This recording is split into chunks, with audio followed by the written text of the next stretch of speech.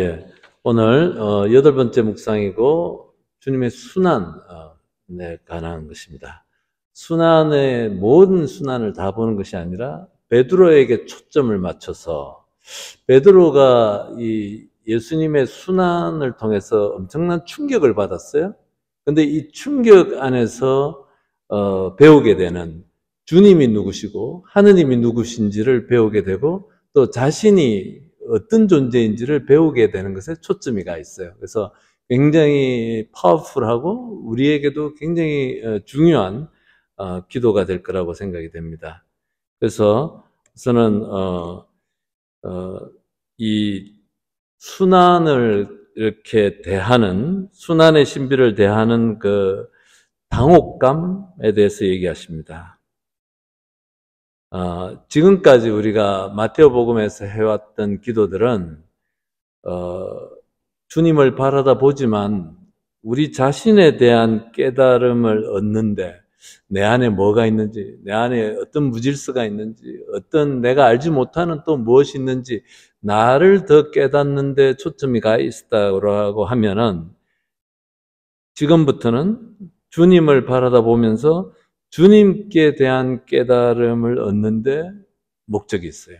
요 기도뿐만이 아니라 순환 전반에 걸쳐서 다 그게 주님에 대한 깨달음. 베드로가 주님에 대해서 가깝게 있었지만 잘 안다고 생각했지만 결국 잘 몰랐던 거예요. 잘 깨닫지 못했던 것이죠. 근데 순환이라는 커다란 충격적 사건을 통해서 베드로는 예수님이 누구신지, 주님이 누구신지, 하느님이 누구신지를 깨달아가는 것이 있는 것이죠. 그래서 주님에 대한 깨달음을 얻는 데 주력하는 것이고, 또 예수님의 순환과 죽음은 왜 필요했는가라는 질문. 그러니까 이제 추기영께서는 이 책에서 여러 신학자들의 견해를 이렇게 얘기를 하는 것이죠. 그러니까는 어떤 신학자는 둔 스코투스라는 프란시스칸이에요. 프란시스코 수사 신부님이시죠. 13세기 분이에요. 그러니까 1200년대, 지금부터 800년 전에 그 신학자는 순환은 강생, 그러니까 성탄 있잖아요. 하느님께서 인간이 되신 사건에 종속되는 것으로 이해를 했던 것이에요. 이런 신학적인 견해가 있었는데, 그렇지만 이것은 정통교리하고 맞지 않다라고 이렇게 얘기하시면서 순환이 중심이고, 그 다음에 이 예수님이 탄생하시잖아요. 강생하시고 역사하시는 것의 종점으로서의 순환을 그것이 이구동성으로 오늘날 모든 우리 가톨릭 교회뿐만 아니라 모든 그리스도교가 그렇게 보는 거예요. 그러니까는 어떤 그 둔 스코투스라는 신학자는, 프란치스코의 신학자는 이 강생이 주고 육화된 것이 제일 중요하고 그것의 결과로서 주님의 순환을 받다라고 하면은 오히려 반대, 이 강생과 순환은 하나의 쓰임을 갖고 있고 이 강생의 종점, 클라이맥스가 순환으로서 이렇게 그려진다. 이렇게 하나의 동기다. 이렇게 얘기하는 것이죠. 그래서 또 어떤 예수의 신학자, 프란시스코 수아레즈라는 분은 뭐 두 가지 동기, 강생 다르고 순환 다르다 이렇게 얘기했는데 그것은 정통교리가 아니고 정통 우리의 가치가 아니다라고 이렇게 교회는 그렇게 평가를 하면서 하나의 동기, 그리스도의 죽음에서 하느님의 영광이 계시된다 이거예요. 우리 계시종교라고 하잖아요. 그러니까는 우리가 요한복음 할 때도 배웠지만 그리스도의 죽음에서 하느님의 영광이 계시된다는 거예요. 하나의 동기다는 거죠. 그래서 이냐시오 성인의 영신수련에도 벌써 그리스도의 강생에 대한 이 관상을 할 때 벌써 그것이 이냐시오 성인이 신비가세요. 굉장히 그냥 학문적으로 촥 하는 학자가 아니라 신비적인 그런 분이시죠. 그래서 예전에 이냐시오 탄생 몇 주년 이렇게 해가지고 예수에서 이냐시오에 대한 영화를 만들려고 했는데 이냐시오에 관한 영화 모두 다 실패했습니다. 왜냐하면 그분을 그려낼 수가 없어. 신비가예요, 신비가. 근데 이분은 자기의 그 신비적인 그 체험 안에서 예수님의 그 강생 안에 벌써 순환을, 어떻게 저분이 우리를 위해서, 돌아가실지를 관상하라고 초대하는 거예요. 그러니까, 벌써 그분의 강생, 탄생 안에 순환이 같이 있는 거죠. 하나의 동기, 이렇게 얘기를 드리고 싶습니다. 그래서, 이제 그 책들을 여러분들 읽어보시면은, 이제 그 20세기 초반에 아주 유명한 폰 발타살이라는 분이에요. 이분도 예수의 신학자셨죠. 예수에 오랫동안 계시다가 나중에 이분의 신학이 너무나 진보적이라서 결국은 예수회를 떠나서 교구로 이렇게 가셨어요. 근데 그분의 그 발타살이라는 그분이 이제 이렇게 얘기를 하시는 거죠. 이분이 이제 이분과 칼 라너 이런 분들이 2차 바티칸 공의의 그 신학적 토대가 되시는 교회 개혁의 아주 큰 흐름을 만드시는 분들인데, 하느님이 남을 섬김으로써, 즉 당신의 피조물의 발을 씻어 주심으로써 하느님의 본성이 드러난다, 이렇게 얘기하시는 거예요.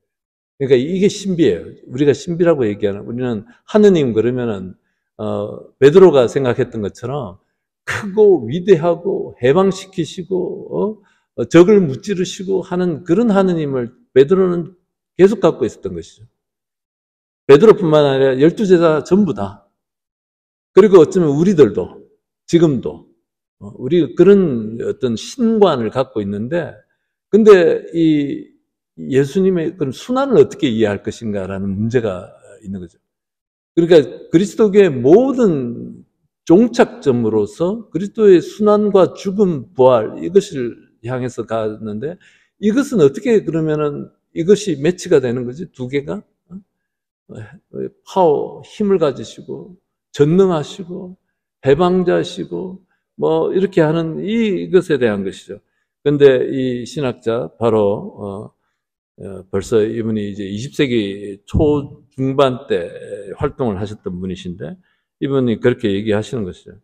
남을 섬기면서, 남의 발을 씻기면서, 당신의 피조물의 발을 씻어 주심으로써 하느님의 본성이 드러난다, 이렇게 얘기하시는 것이죠.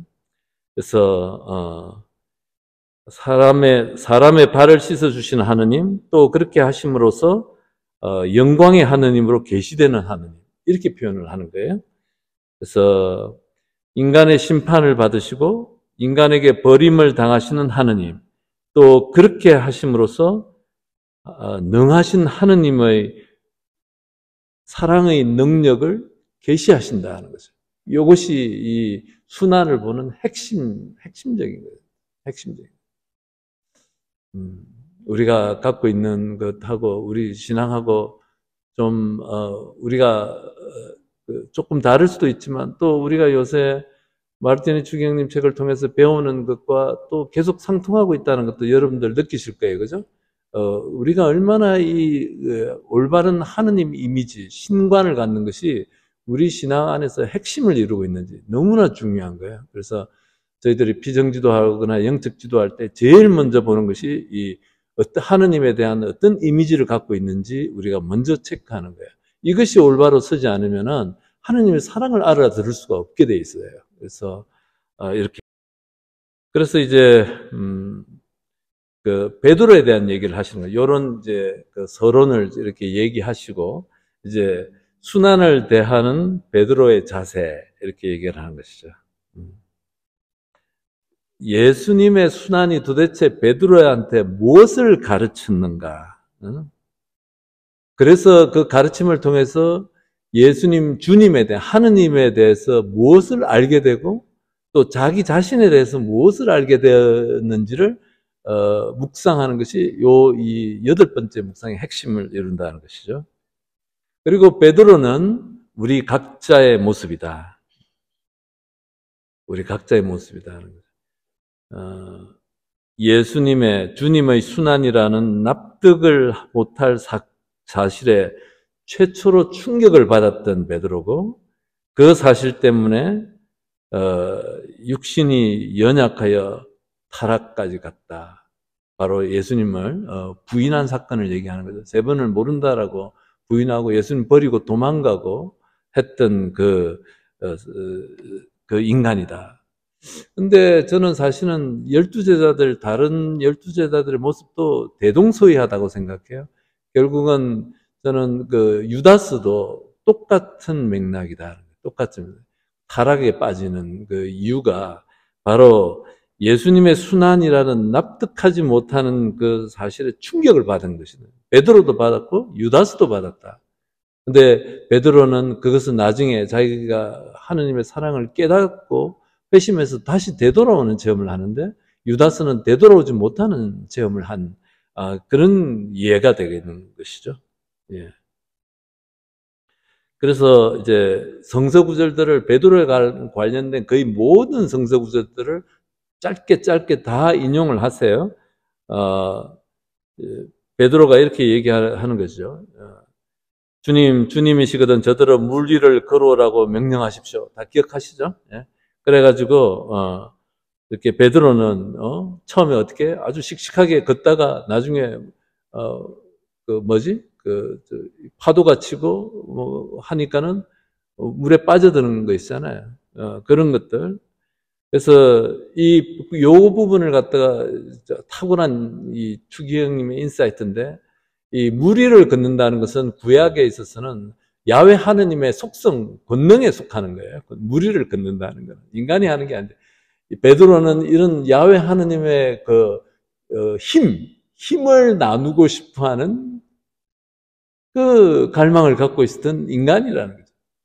즉 하느님의 힘을 믿고 하느님의 힘을 쫓고 그 힘의 열매를 얻어 먹으려고 했던 그 인간이 바람이 부니까 이제 권능이 아니라 풍파가 이 세상을 살아가는데 시련이 닥치니까 즉시 빠져버리는 나약한 인간의 모습을 보여주는데 이 베드로가 우리를 상징한다는 거예요. 우리도 그렇잖아요. 하느님께서 나한테 좋은 거 다 주실 때는 집안이 술술 다 풀려가고 아이들이 잘 될 때는 하느님한테 찬미하고 뭐 기쁘고 즐겁고 하는데 집안에 우환이 생기는 순간에 우리는 하느님을 잊어버리고 떠나고 하는 것이죠. 베드로가 물에 빠졌던 그 이야기가 그것을 상징한다라고 이렇게 얘기하시는 것이죠.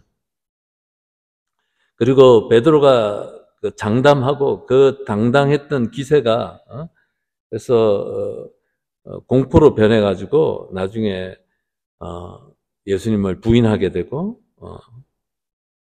순환하시는 그리스도를 목격하게 되자 지금까지 주님과 자기 자신을 두고 생각해 왔던 확신이 모든 게 무너져 내리고 그리고 통곡을 했다는 것이죠. 자, 그래서 베드로는 아까 말씀드렸듯이 물 위를 걷는 이야기, 예수님의 권능에 참여하고 싶었지만 그 권능에 참여한다는 것은 곧 예수님의 시련을 함께 받는 일, 바람과 물결에 휩싸이는 일임을 깨닫지 못했다. 굉장히 깊은 인사이트입니다. 저는 추기경님의 그 인사이트 다시 한번 감사를 드리는 거예요. 그래서 우리도 많은 경우에 베드로와 똑같다는 거예요. 그래서 주님이 누구신지 잘 알지 못했고 결국 자기 자신이 누군지도 잘 알지 못했다.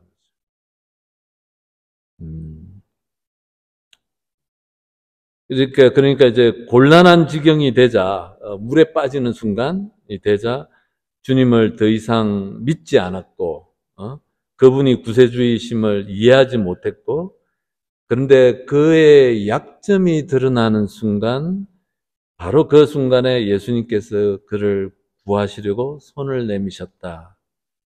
자신의 나약함이 드러난 순간, 자기가 자기 자신이 누군지도 모른다라고 해서 혼란스러울 때, 그 눈물을 흘리는 순간, 주님께서 그에게 손을 내미셨다.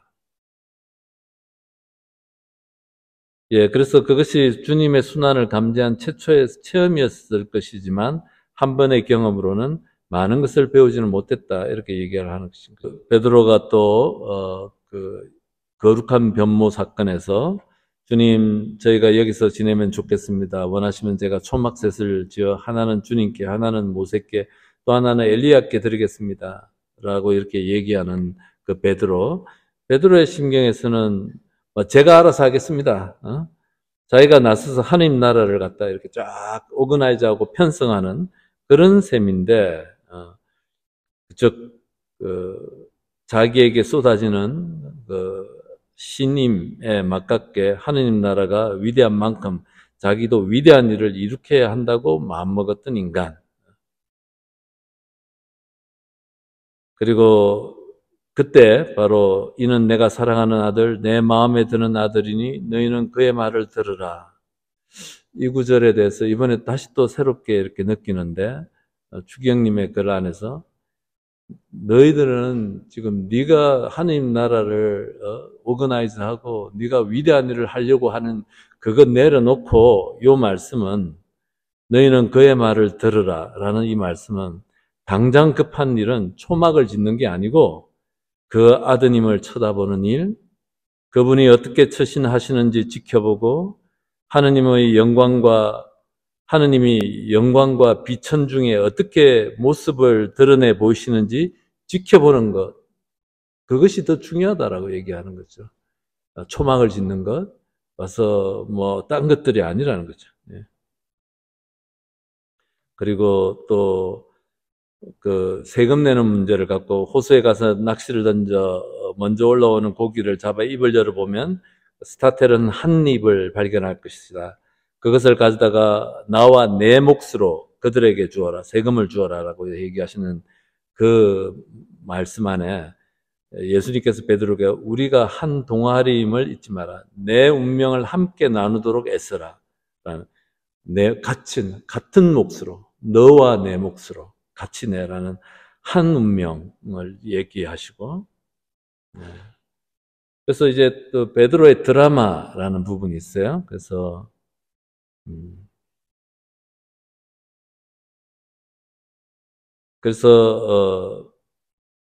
베드로가 예수님께 모두 스승님에게 떨어져 나갈지라도 저는 결코 떨어져 나가지 않을 것입니다. 이 말 안에는 사실은 교만함이 있는 거예요. 다른 사람들을 디스하는 거다. 다 떨어져 나가도 자기가 남들보다 더 낫다는 그런 것들이 묻어 있는 거죠. 예. 모독하는 거죠, 다른 사람들을. 그런 자신감, 스승님과 함께 죽는 한이 있더라도 저는 스승님을 모른다고 하지 않겠습니다. 이렇게 자기를 잘 알고 또 자신 있게 이렇게 얘기를 하지만 이것이 얼마나 나약한 것인지, 그리고 스승님과 함께 요 말 우리 벨라데타가 지난주에 주일날 얘기했던 함께 한다는 거 있잖아요. 주님께서 여러분과 함께, 그분과 함께 한다는, 뭐라고 얘기하냐면 주님과 함께란 그리스도교적 생활의 본질을 일컫는 말이다. 그러니까 그 함께란 말이 얼마나 중요한 말인지, 그래서 주님과 함께한다. 그분과 운명을 함께한다. 그 언전 한입, 예수님의 운명에 내가 참여한다라는 그 말로 알아들어야 된다. 너희가 나를 모른다고 할 것이다. 라고 이렇게 얘기하시죠. 나중에 배반을 갖다가 예고하시는데 정확한 원문을 정확하게 해석하면은 이분은 성사학자이시니까 이렇게 얘기하시는 것이죠. 너희가 나를 모른다고 할 것이다 라고 하지 않고 정확한 것은 나에 걸려 넘어질 것이다 라고 하셨다. 내게 걸려서 넘어질 것이다. 베드로가 예수님에게 걸려 넘어질 것이다 라고 얘기하는 것이죠. 성서의 고유한 표현을 빌자면 생각 못한 돌뿌리에 채일 것이다 라는 뜻이다. 그러니까 이 베드로가 생각지도 못했던 돌뿌리, 즉 그 돌뿌리가 뭐냐면 예수님이라는 돌뿌리에 걸려서 너는 넘어질 것이다. 그게 뭐냐면은 네가 이때까지 생각해왔던 그리스도 주님이 아니야. 그 돌뿌리, 정말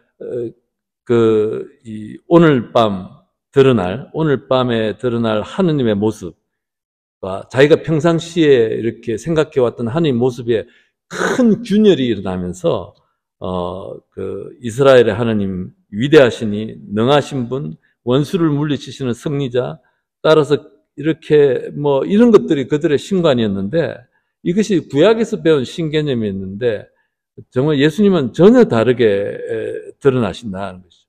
그래서 바로 그 예수님이라는 돌부리에 걸려서 네가 오늘 저녁에 걸려 넘어질 것이고 나를 3번이나 모른다고 얘기할 것이다라고, 그것이 성서적으로 정확하게 번역하는 것이다라고 이렇게 얘기를 하시는 것이죠. 그래서 베드로는 자기 분수를 모르는 주제 넘은 태도 말고도 오류가 있다.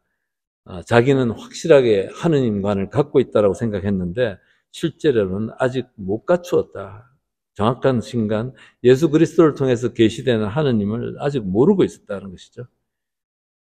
아무도 십자가에서 처형되신 분을 알기 전에는 아무도 참다운 신관, 하느님관을 가졌다라고 말할 수 없다. 베드로는 죽음도 불사하겠다라고 얘기했지만, 장담했지만, 그가 말하는 죽음은 영적인 죽음이고 순교자의 죽음, 영광스러운, 정말 이교도들과 싸우다가 민족을 위해서 또 하느님 위해서 장렬하게 전사하고 칼을 들어서 그래서 무찌르고 이렇게 귀를 잘라내고 하는 그런 죽음을 생각을 했지만, 예수님께서 선택하신 죽음은 그런 죽음이 아니고 비천하게 소리 없이 공공연한 수치 속에 죽는 것, 그것이 예수님의 죽음이다. 우리는 이 모습이 되게 우리한테 인스파이어링 하길 바랍니다. 우리는 영웅적인 죽음, 낭만적인 죽음, 정말 이런 순교자적인 죽음을 생각하고 그렇게 신앙생활을 하려고 하지만 실제로 우리 일상 안에서 벌어지는 것은 정말 모욕당하고 수치스럽고 비천하게 소리 없이 남들이 아무도 알아주지도 않는 그 죽음, 예수님께서 걸어가신 그 죽음이고 우리가 그 죽음에 동참하도록 초대받는 것이다. 예.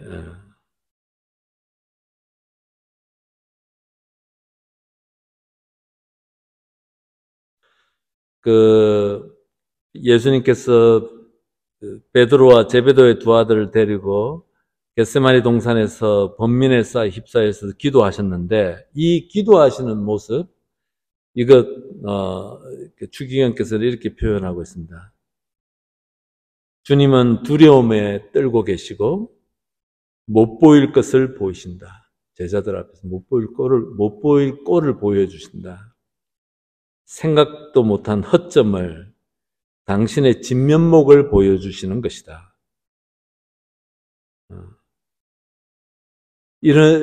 그런 예수님의 그런 두려움에 떨고 있는 모습을 보면서 베드로는 정말 어떤 완전히 뇌가 정지되는 상황. 저분이 누구시지? 라고. 나는 나중에 베드로가 이렇게 정원에서, 대사제 정원에서 하녀들한테 난 저 사람이 누군지 모른다라고 얘기했다는 게 역설적으로 베드로의 심정을 그대로 잘 표현한 말이다. 역설적인 말이긴 하지만 갑자기 예수님의 그런 모습들을 보면서 저분이 누구신지 모르게 되어버렸다는 거죠. 베드로는. 겁을 먹은 사람, 번민에 쌓여 어쩔 줄 모르는 사람을 대하자 정말 당황스럽고 더 이상 생각하고 싶지 않고, 그래서 거기 겟세마니 동산에서 예수님께서 오셨을 때 계속 자고 있었던 것이 대면하기 싫은 모습이다, 이렇게 얘기를 하시는 것이죠. 이렇게 표현하십니다. 책에. 천박해지시는 예수, 보잘것없이 초라해지시는 예수, 비틀거리며 걸으시는 예수님의 모습은 갈수록 제자들을 당황케 하고 그들의 정신적 성곽을 허물어뜨리는 것이었다. 위엄 있게 발현하셔서 당신께 충실한 사람, 당신의 너희 그리스도를 마땅히 구하셔야 할 하느님께 대한 그런 이런 종전의 관념이 다 무너져 버리는 그날 밤이었다는 거죠. 그날 밤. 그래서 제자들이 도망갔고 베드로가 부인했고 또 유다스는 팔아넘기고 한 그날 밤. 그래서 결정적인 것은 이제는 자기는 영웅적인 죽음을 선택하려고 칼을 뽑아서 예수님께서 잡히시는 날 그 순간에 영웅답게 죽으려고 이제 마지막 시도를 하는데 그것마저도 예수님은 칼집에 집어넣어라 거절하셨다는 거예요. 그래서 멘붕이 왔을 것이다. 우리식으로 표현하면 멘붕이 왔을 것이다. 이해가 도저히 할 수 없는, 그래서 도망가 버렸다. 도대체 하나님 누구신지 몰랐다. 하지만 또 베드로는 주님을 사랑하고 있었고, 그래서 가까이 따를 수는 없었지만 멀찌감치 뒤따랐다라고 얘기하는 것이다. 예. 그래서 이제 그 베드로가 회심하는 사건, 닭이 울었다. 그때 닭이 울기 전에 3번이나 나를 모른다고 할 것이다 하신 예수님의 말씀이 생각나서 밖으로 나가 슬피 울었다. 닭이 우는 소리는 이제 베드로가 회심하는 사건으로 우리가 보통 얘기하는데, 그리고 흐리멍텅하게 예수님에 대해서 뿌였던 것이 갑자기 맑아지는 순간이었다. 예수님의 그 전에 얘기하셨던 것이 기억하게 되는 것이고, 즉 예수님의 순환은 하느님의 구원 계획이었다는 것을 깨닫는 순간이었다. 이렇게 얘기합니다. 미리 예수님께서 네가 닭이 오기 전에 3번이나 나를 모른다라고 예고하셨던 것을 기억하는 순간, 하느님께서 계획이 있으셨구나. 하느님의 구원 계획은 이렇게 이루어지는구나를 어렴풋이 깨달아가는 그 순간이었다는 거죠. 그렇게 우리가 받아들이면 되겠고, 그래서 그전에는 태생소경과 똑같이 하느님의 그 구원 경륜을 이해를 조금도 눈치채지 못했다는 것이에요. 그래서 이제 그 순간부터 예수님께 대한 인식과 자기 인식이 떠오르기 시작을 하고, 이제 이분이 나를 위해서 이런 죄인인 나를 위해서 죽으러 가시는, 구원을 이루시는 그것으로서 이 순환의 길을 가고 죽음의 길을 가시는구나를 깨닫게 되는 것이다. 내가 할 일은, 그 순간에 베드로는 비로소 깨닫는데, 내가 할 일은 그분이 나를 위해 돌아가시게끔 잠자코 있는 것, 그분의 사랑을 잠자코 받아들이는 것. 자기가 나서서 안 됩니다, 설치고 칼 들고 또는 텐트 짓겠다라고 자기가 막 하는 게 아니라, 잠자코 죄인인 부족한 자기 자신을 위해서, 우리를 모든 인간 한 명 한 명을 위해서 가시는 그 순환의 길을 가시는 그 그리스도의 사랑을 잠자코 받아들이는가. 그것을 베드로가 이 다구름 소리와 함께 깨우쳐가는다. 그냥 그 3개의 기도 자료, 그래서 이렇게 그냥 임의로 이렇게 나눴습니다. 그래서 이번 묵상은 이제 나를 더 잘 아는 데 있는 것이 아니고, 초점이 주님을 더 잘 아는 데 있다. 그게 초점을 맞춰서 주님에게 주목을 하고, 또 우리 각자를 대표하는 베드로에게 주목을 하면서 이렇게 기도를 하시기 바랍니다. 성부와 성자와 성령의 이름으로. 참 좋으신 주님, 감사와 찬미를 드립니다. 베드로를 통해서 저희들에게 말씀하시는 당신의 참 사랑을 저희들이 잠자코 마음속에 담을 수 있는 그 신앙의 여정을 갈 수 있도록 늘 저희에게 힘을 주시고 지혜를 허락하시기 바랍니다. 우리가 뭘 하기보다는 당신을 쳐다보고 바라다보고 당신에게서 배우고 당신의 사랑을 받는 그 신앙의 여정이 될 수 있도록 늘 함께해 주십시오. 영광이 성부와 성자와 성령께, 성부와 성자와 성령의 이름으로